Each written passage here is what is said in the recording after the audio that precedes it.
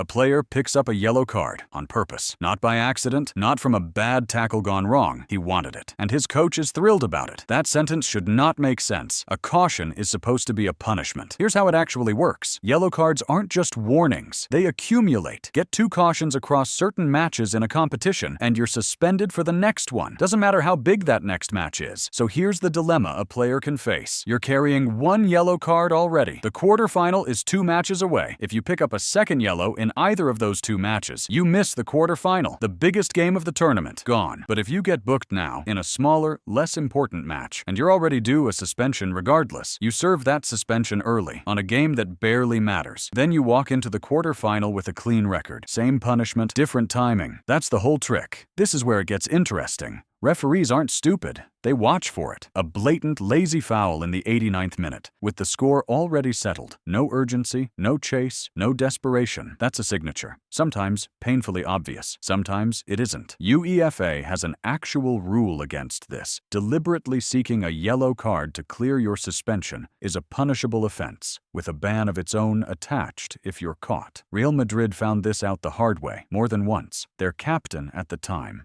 Sergio Ramos, was investigated by UEFA after admitting, in his own words, that he'd forced a booking against Ajax to avoid missing a more important match later. A foul that was, in his telling, unavoidable. The booking, somehow, less so. He wasn't the first on that team to try it either.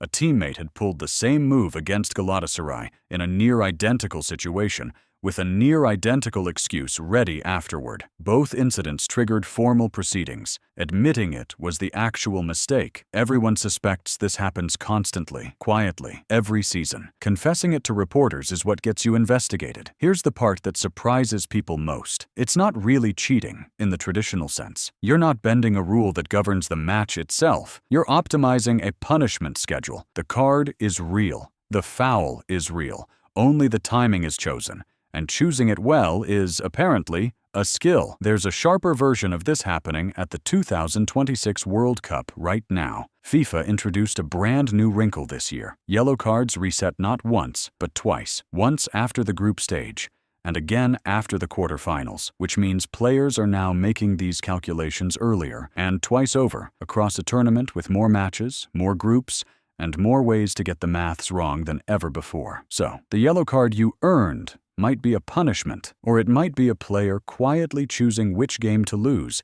so he doesn't lose a bigger one later. A caution that helps you. A foul with a strategy attached. A suspension you pick the date for, like booking a dentist appointment you'd rather get out of the way. Whether you find that clever or borderline absurd is up to you, but it happens anyway. The game didn't change. You did. You're welcome. Subscribe if you like this. It really means a lot.